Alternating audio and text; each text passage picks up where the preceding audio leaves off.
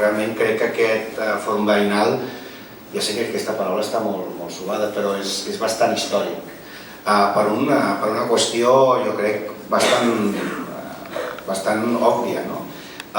Vaig llegir no fa gaire temps en un dels diaris més pro-turístics, per no dir absolutament entregat al sector, que és el Periódico, una enquesta en la qual ja el turisme era el quart problema, no preocupació, sinó problema dels veïns de la ciutat, el quart i creixent.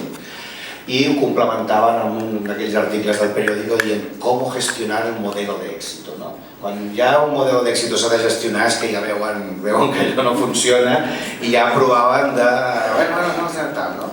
És molt interessant com apuntàveu vosaltres aquest mantra absolutament, que no era un mantra, era un dictat, era una ordre absolutament dictatorial per part dels poders econòmics de la ciutat, amb la qual el turisme era intocable, perquè realment era del que vivíem, i això s'havia dit, vivim del turisme, quan és el 12-13% del PIB de la ciutat, en la qual cosa hi ha un 80 i pico % de la ciutat que no viu del turisme, així que viu un sector molt significatiu, però no només d'això.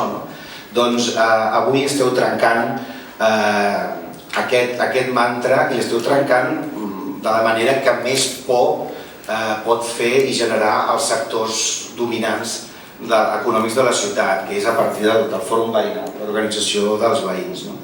A mi, sempre, tu ja ho has comentat, la idea aquesta de la creació de riquesa és una idea absolutament perversa i falsa. No existeix la creació de riquesa, l'única variable destacable és el repartiment de la riquesa. Vull dir, si crees riquesa i se la queda un, doncs és igual que s'hagi creat o no creat. Si no es reparteix, aquesta riquesa és estèril, diguéssim, o fins i tot és injusta o serveix encara per distorsionar més les relacions d'una societat. Per la qual cosa, la creació de riquesa, si us diuen com a terme, rebutgeu-ho de pla. No existeix la creació de riquesa. L'única variable que a un veí i a un ciutadà li pot interessar és la distribució de la riquesa. Com està distribuïda la riquesa. Després ja veurem, aquesta distribució és la que realment pot generar nova riquesa i pot generar benestar i justícia.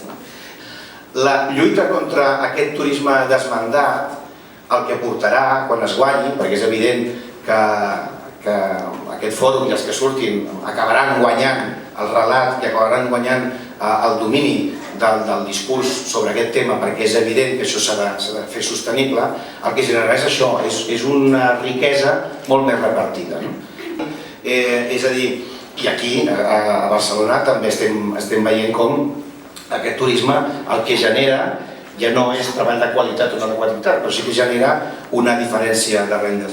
Per la qual cosa, i acabo, simplement felicitar-vos primer per aquesta quantitat de gent que ha vingut, encoratjar-vos a que això avui demà banqueu molt, però que la BTS, no en tinc cap dubte, comenci sobretot a marcar el ritme del debat, no només turístic, però també de què significa la desigualtat, què significa viure en ciutat, què significa una societat, un país, una comunitat, uns costums. És a dir, la idea de que s'han tancat la llibreria Catalonia per posar un McDonald's. És a dir, no és un negoci per un altre, és perdre un referent, un lloc de debat públic i de cultura per un lloc inane, diguéssim, un no lloc, que deia l'antropòleg Marc Auguer. Llavors, jo us encoratjo que comenceu amb veu alta i forta a marcar aquest ritme.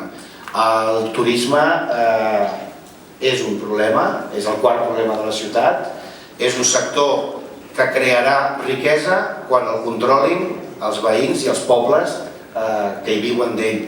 Abans el que crea és desigualtat i sobretot descrea la ciutat, la desteixeix, i Barcelona, que és una ciutat densa i molt teixida, jo crec que ens està esfilagarsant. I res més, ànims.